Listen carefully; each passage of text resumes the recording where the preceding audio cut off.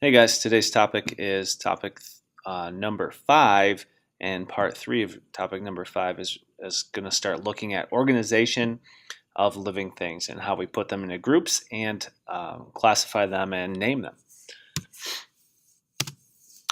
So to begin with, we'll start with a couple of terms. As usual, we have some vocabulary to cover. The first term is really looking at the term classification itself. The main focus here is that we're organizing items. That's what we're doing. We're classifying, organizing them based on similarities. And we'll talk more detail, I think, in the next set of notes specifically what those similarities are. But right now, that's a good working definition for us. Moving on, taxonomy is a branch of biology that studies, groups, and names organisms based on those characteristics or those similarities that they have. We had two guys in science that did this. That kind of set up and paved the way for the system that we have today. Aristotle really did some primitive kind of basic organization of living things. He created two groups, really plants and animals. So I guarantee if I asked you to classify life right now, you'd be able to come up with two big groups just like he did. He also used characteristics like size, structure, habitat, and physical differences to separate them amongst those two big groups. The next guy really set up the modern classification system that we have today. This guy is Linnaeus, and he's a Swedish botanist, so we're talking the 1700s. He really used physical and structural similarities, come up with evolutionary relationships or closer relationships to put him into more concrete groupings and more groupings than just plants and animals.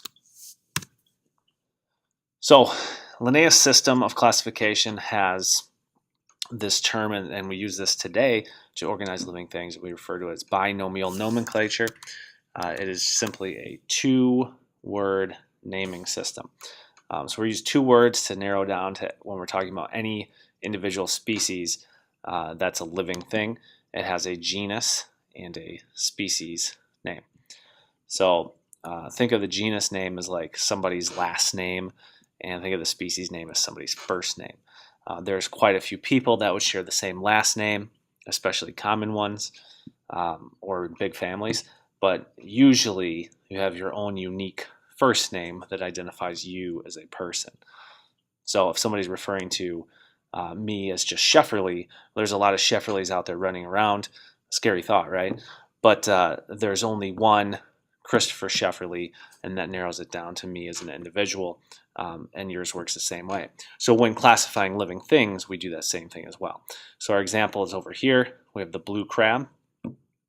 Its genus name is shared by other types of crabs similar to it, is Calonectus, and its species name or specific epithet is what narrows it down to just him, just the blue crab and no one else, and that's Cepidus. So Calonectus cepidus is going to be its full scientific name. A couple of rules when we name these. Always italicize in print and underline when handwritten. These are important because these are commonly overlooked. When you're first learning how to do this, we want to make sure that you get credit for what you deserve and doing this in the proper procedure.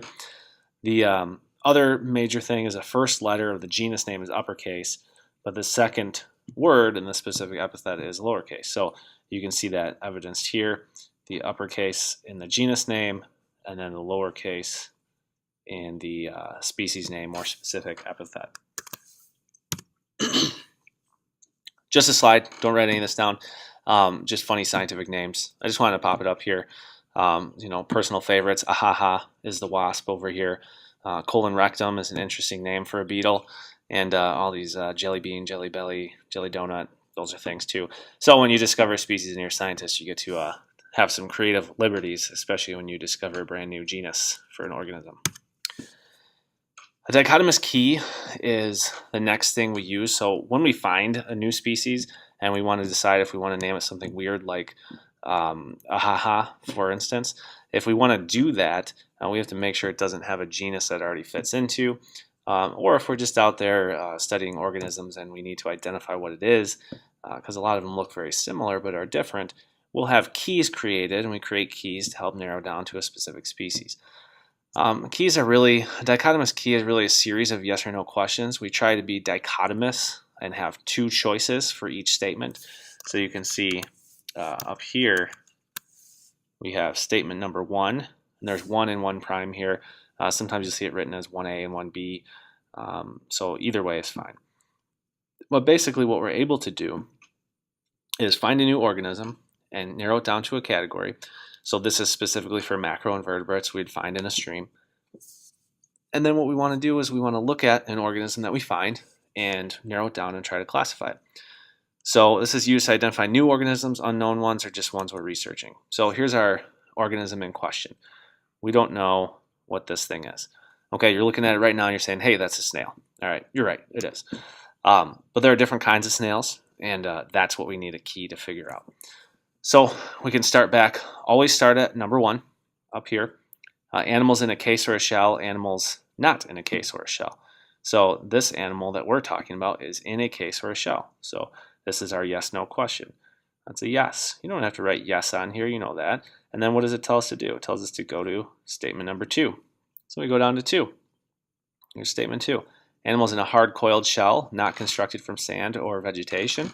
Animals in a case that may be coiled and constructed of sticks and leaves and sand or gravel. Well, that doesn't look like sticks and leaves and sand or gravel. So we know that this first statement in 2 is also a yes for us. And then we go on to 3. 3 animals in a single shell, which is spiraled or coiled. Bodies enclosed with 2 hinged shells. Well, that doesn't look like it to us. So I definitely am in a single shell. All right, so then we go to 4. Shell is rounded and does not spiral up, opening on the right. So we see a shell that's coiled and spirals up. So we know that, yeah, that's, that definitely is coiled and spirals up. So we're going to have to say yes to the second statement 4. Send us on to 5. We say with the apex pointed up, the shell faces you, the shell opens on the right-hand side. So we do need to know some vocab. This would be an apex right here. That's pointed up, and it's facing me. The opening is facing us here, and this is definitely over on the right-hand side. So this is our right-hand side, so this tells us that, yes, that's true. And then finally, we keep going until it tells us what it is, and for us, that is a coiled, right-facing snail. So we go through this series of steps and nail it down to what specific type of organism it is. To continue on with organizing life, we need to talk kind of big picture too. So we really focused on how we identify individual organisms. Now we're going to look at how we organize life overall. And we do that in the system of classification by putting them into these taxa, which is the plural for a taxon. These are just category names, basically. So a broader taxon has more general characteristics and more specific as we go down. So if we're organizing this image over here, this is really a broad classification, and then we go all the way down here and it gets to be most specific. And you can see, we know it's specific. We just talked about these two things.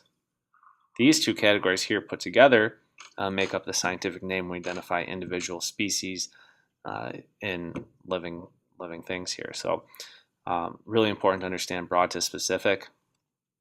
All life is broken down into 3 domains. So we have 3 domains here, and then we're going to have our major kingdoms, our 6 kingdoms that we're going to look at individually in the next set of notes too. So just know that life is broken up and organized into these categories. You do need to know domain, kingdom, phylum, class, order, family, genus, and species. And we'll talk about an easy way to remember that in class. So similar items are grouped way down here, very specific. Broad items very generally located up here. So here's an example of a full taxonomic classification for a grizzly bear. When we start up with kingdom, our kingdom section is Animalia. That's the name of the specific kingdom. Here are some other examples of other things that are in Animalia. A sea star, a snake, a squirrel, a fox, giant. So you see how it's very broad in terms of similarities. So a lot of things are animals and fit into a category. Now we narrow it down to the phylum as the next level of classification. We say, all right, this phylum is Chordata. These are chordates, typically organisms that will have some neural spinal cord action going on. And so we get rid of our sea star. It's not a part of the chordates anymore.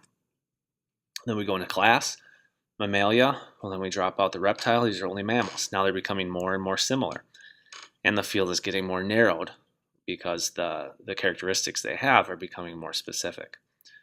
Then we get to order, Carnivora, more specific again. Family, Ursidae, now even really specific in family. Now these are all bears, right? Now that makes more sense.